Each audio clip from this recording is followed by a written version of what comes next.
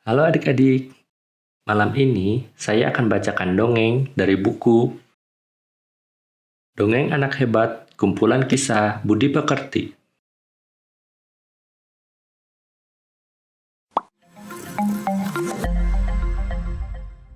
Gredin makan besar. Pluk, pluk, pluk. Musim dingin menyelimuti hutan.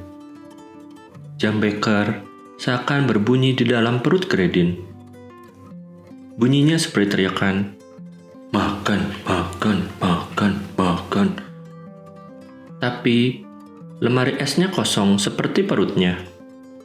Tidak ada bau sedap yang tercium di hidungnya. Tidak ada sepotong daging yang bisa dikunyah giginya. Lalu, Gredin keluar rumah sambil menggigil kedinginan.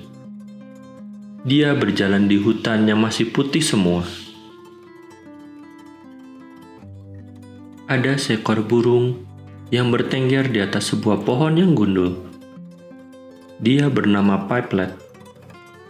Dia terus berkicau, bahkan terus melucu. Nah, ini kesempatan yang bagus untuk Gredin. Burung itu tidak gemuk, tapi sudah cukup untuk membangkitkan selera makannya. "Kamu sedang bicara sendirian ya?" sapa si rubah. Aku sedang menghangatkan paruhku. "Kamu bisa membisikkan rahasiamu di telingaku. Aku bisa menghangatkanmu." Aku bukan anak kecil yang bisa dibohongi, Gredin. Kamu pasti akan melahapku. Dari bulu-buluku sampai paruhku. "Sama sekali tidak. Aku juga kedinginan. Musim semi masih lama. Aku suka sekali mendengarkan ceritamu tentang langit dan angin." Piplet menunjukkan sikap bangga. Gredin cerdik memilih kata untuk memberikan pujian. Namun, pujiannya masih belum cukup untuk membuat Piplet terbang melayang ke arahnya.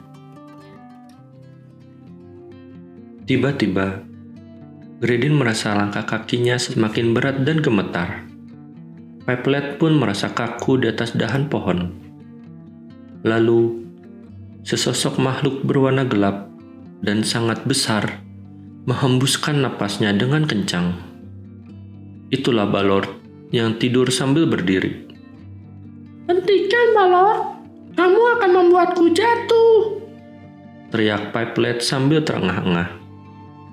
Dia berayun-ayun dalam bahaya. Tapi, Balord agak sulit mendengar.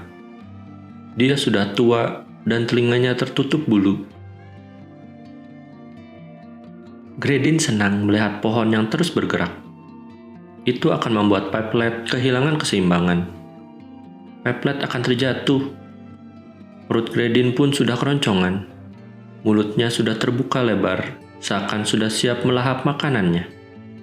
Sedangkan Balord, dia tidak bisa melihat sekitarnya. Karena rambutnya gondrong, Balord tidak bisa lagi melihat dengan jelas. Gredin memanfaatkan kesempatan itu. Dia tahu kalau Balord tidak bisa melihat dan mendengar apapun. Dia terus mengayun-ngayun Piplet. Piplet yang masih berayun-ayun di dahannya bertahan sekuat tenaga. Lalu, apakah dia bisa bertahan? Akhirnya, ada sesuatu yang jatuh tepat di atas mulut Gredin. Gredin pun memakannya dengan rakus sambil menutup matanya. Saat Gredin menutup kembali moncongnya, terdengar suara yang cukup keras. Gredin sadar telah gagal mendapatkan mangsanya, Piplet. Bukan bulu burung yang dirasakan lidahnya, tapi bulu beruang yang memenuhi mulutnya. Saat itu, tiba-tiba Balord sudah bisa mendengar dan melihat lagi. Dia bahkan berlari dengan sangat cepat. Gredin pun berlari sekencang-kencangnya agar bisa terhindar dari Balord.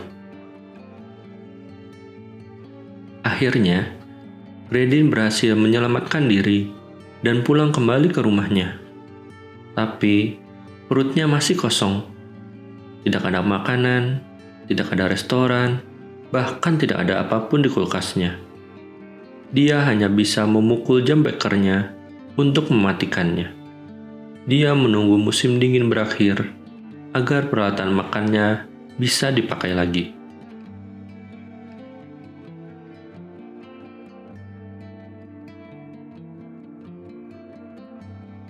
Halo adik-adik, melalui kisah rubah yang kelaparan di musim dingin ini, kakak ingin mengajak kalian untuk selalu bersiap-siap jauh-jauh hari ya.